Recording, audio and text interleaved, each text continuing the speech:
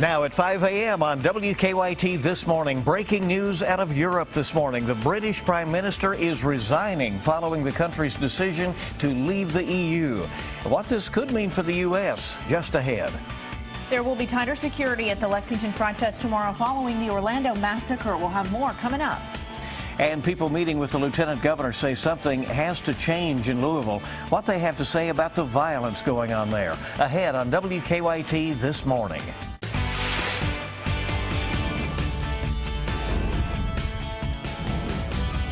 This is WKYT This Morning. Good morning and welcome into you on this Friday. I'm Rebecca Smith. And I'm Bill Bryant. It's so good to have you with us. Calm after the storm, hopefully better weather after we had 2 or 3 pretty tough days. And meteorologist Micah Harris is on duty in our First Alert Weather Center. Good morning. Good morning. Yeah, that active weather is now finally on out of here. We don't have to talk about it for quite some time. What we're going to be focusing in on, the heat as it arrives this weekend. Defender Radar Network. Nothing happening this morning. Clouds still overhead with temperatures mainly in the 60s, upper 60s. It's not too bad of a feel this morning, but later on this afternoon, we'll take it. Mid-80s, that's average. A pretty nice Friday in store with no problems whatsoever. Now, we get in towards your weekend. It's the heat. We're talking low to mid-90s. We're talking heat indices, the way it feels outside, right there around 100 degrees. Yeah, it's going to be hot and humid this weekend, but what about any thunderstorm threat? I'm going to have that in just a few minutes. And let's get to the news. Well, we are following breaking news this morning out of Britain. Prime Minister David Cameron is resigning after the country voted to leave the European Union. So far, the pound has fallen to levels not seen since 1985 and may continue to fall this morning. We're keeping watch on that. Here in the U.S., the S&P futures dropped 5% overnight, and Dow Jones futures fell by 600 points. Could be a very interesting day to watch. Here is Kim Hutcherson with more on the financial impact. The Eurosceptic genie is out of the bottle, and it will now not be put back. As Leave campaigners celebrated their Brexit victory, global financial markets were in shock. Markets in Hong Kong, Tokyo, and Sydney all dropped immediately upon opening. The value of the British pound fell to levels not seen in decades. Futures dipped in the U.S. and London. Economists say more trouble is in store. Almost every economist, it's extraordinary to have economists quite as united on an issue as they have been on this one, that the impact of this vote will be to damage the British economy. The Leave camp insists the turmoil won't last long. But this is all going to calm down in due course of time. Of course, there's going to be some short-term turbulence whilst everyone gets used to the new reality, and we work out over the course of the next 2 years just what the new arrangements are going to be between the UK and the European Union. But the European editor of The Economist warns that the UK shouldn't expect new agreements to look like the old ones. The other countries of the European Union will take it very badly, and they will not want to be generous to Britain in terms of trade arrangements and negotiations for leaving. I'm Kim Hutcherson reporting. And President Obama is expected to speak with British Prime Minister David Cameron within the next day on the Brexit decision. Obama was reportedly briefed on the incoming results while traveling to California ahead of an entrepreneurship summit going on there. The exit has broad implications for the global economy as well as America's relationship with Europe and Britain. Back in April, President Obama said that a Brexit would put any future U.S.-UK trade deals in jeopardy. So we're going to see what happens throughout the day. And, yeah, should be interesting. Yeah, more coverage as it comes in this morning. Well, back here in Kentucky, we're looking ahead. Lexington's Pride Festival will be this weekend. Security is expected to be tight following that mass shooting in Orlando at the popular gay nightclub, and WKYT's Mike Byer is live looking ahead to the festival this weekend. Good morning.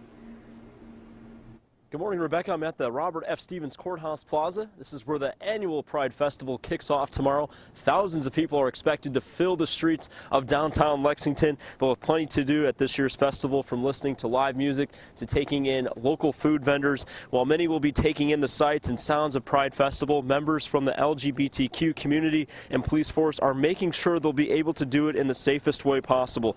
They recently met to discuss security after the recent massacre in Orlando. They discussed issues like extra security, preparedness, understanding each other's resources, and expanding open communication. Now, the Pride Festival begins tomorrow morning at 7 and runs all day. Organizers are expecting over 25,000 people to take part in the festivities. Live in Lexington, Mike Byer, WKYT.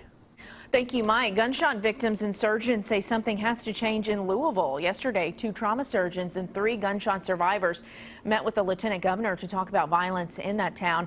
One of the surgeons says at least 1 gunshot victim is treated in the ER every day.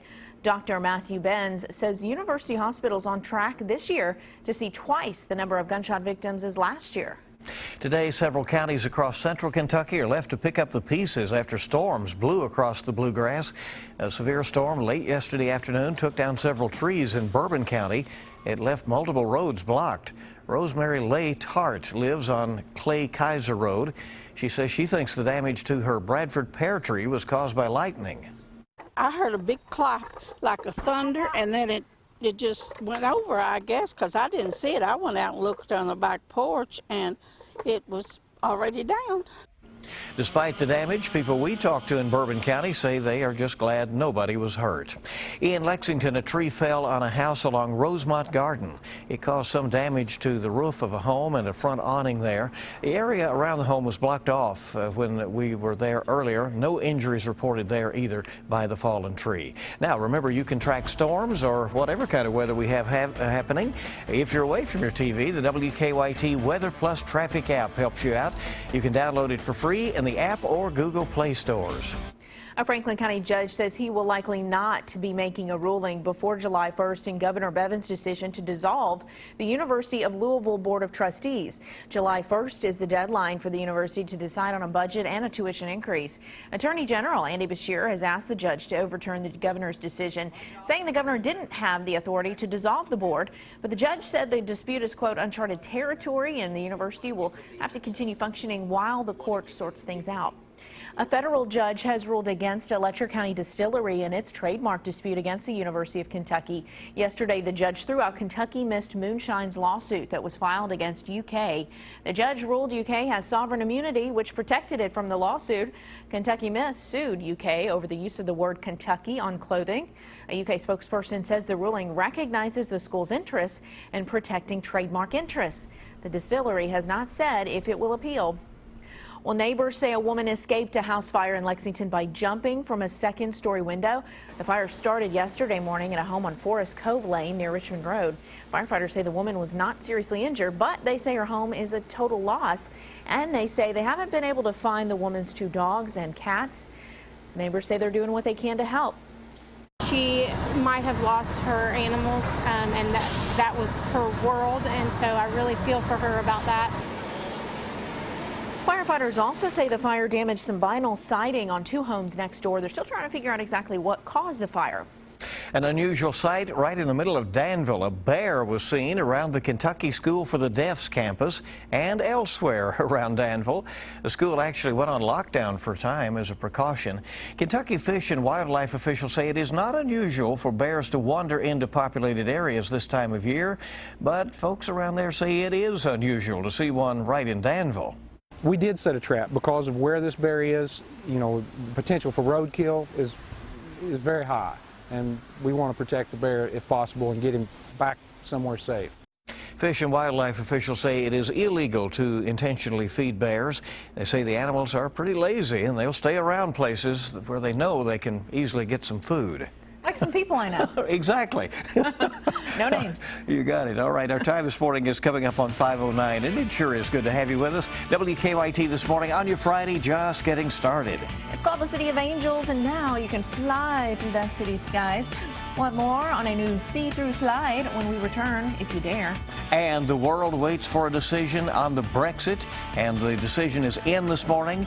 New home sales fall. Also, Instagram will allow translation. But I have your money stories ahead this morning.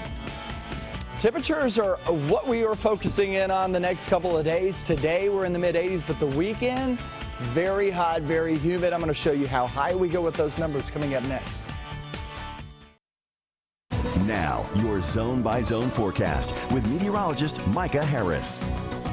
Well, the storms are long gone, but the clouds are still holding tight. It's going to be hard-pressed to be fully sunny today, but you know what? I still expect some sunshine today. Now, I do want to show you this. The bottom half of this cloud deck is from the storms that we have to the south of us. The upper half, north of I-64, is actually coming from a system back toward our west, and that system falling apart. Look it over towards Springfield. And once that falls apart, then the clouds start to fall apart.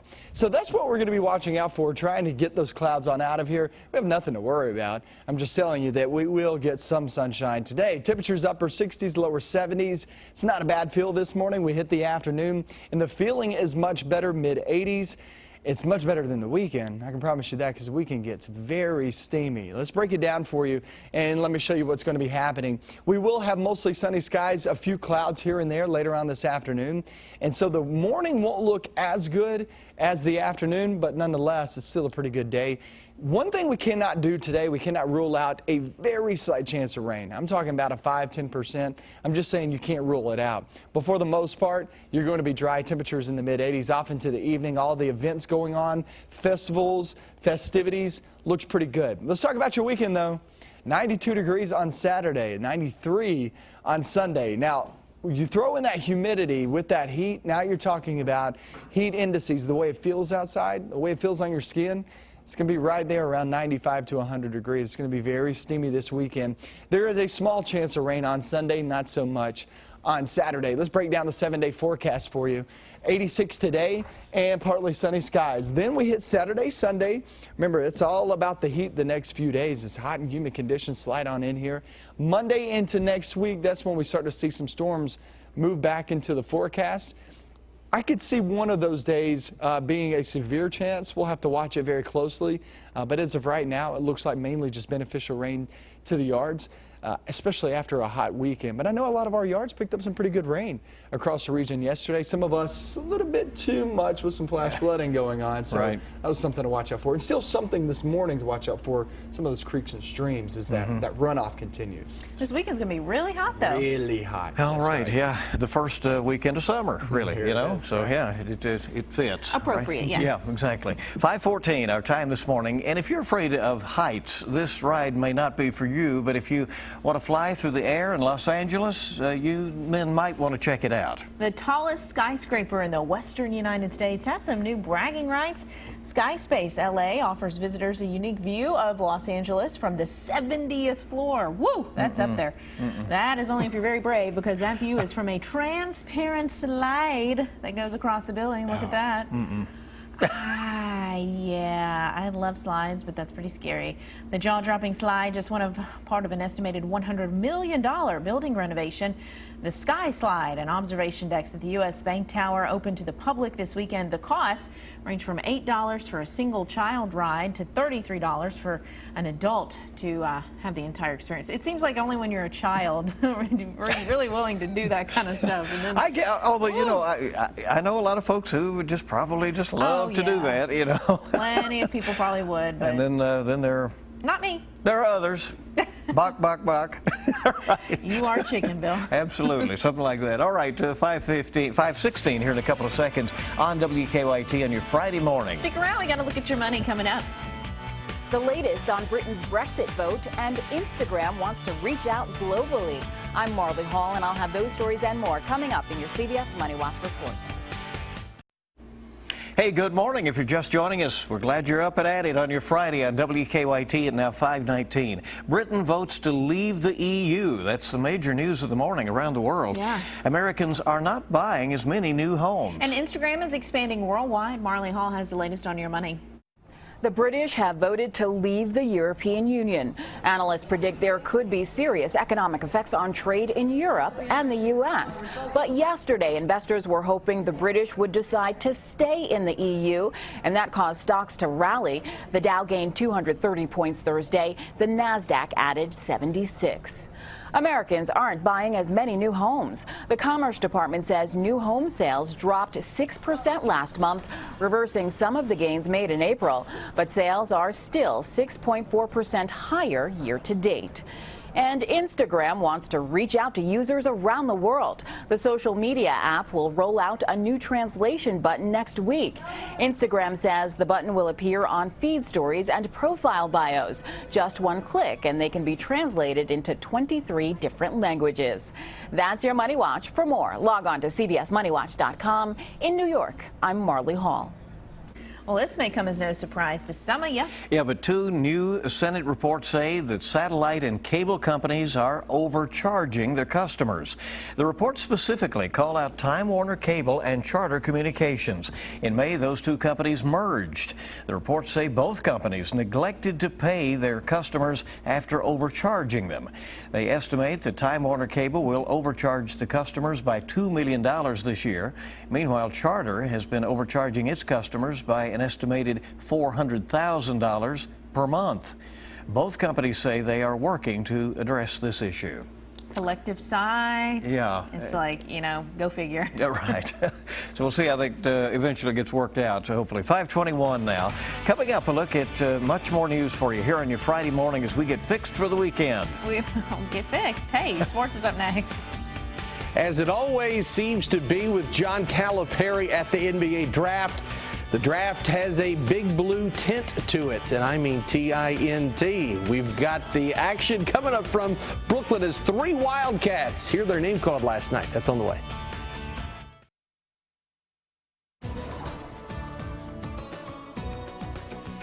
The rain's long gone. We will not see rain for today or tomorrow. Now, I say we won't see rain and I'll talk about 5–10% chance. I just can't rule it out. But for the most part, we stay dry today and tomorrow. Sunday, small chance of rain. So it's not about the rain today. It's not about the rain this weekend. It's about the heat. Now, we're in the 60s and 70s this morning. It's not a bad feel outside as you walk out the door.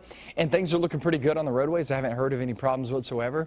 And we jump off into the afternoon, 86 degrees and then 90s for the weekend. Let's check out sports, see what's going on.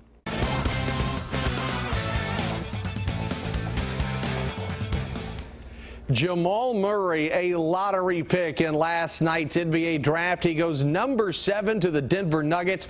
Just as the announcement was made, Murray hugging his dad, John Calipari, right beside him. Murray also projected to go in the lottery. He's a tremendous spot-up shooter who was able to expand his game at Kentucky shortly after being drafted. He spoke with Lee K. Howard at the Barclays Center. You only worked out for a handful of teams. Just wondering, was Denver one of them? And had you heard from the Nuggets prior to them picking you? No, I didn't. It was a surprise. Just how it all went. How the process went and how I ended up in Denver. It's everything happens for a reason. So this is gonna be a good start.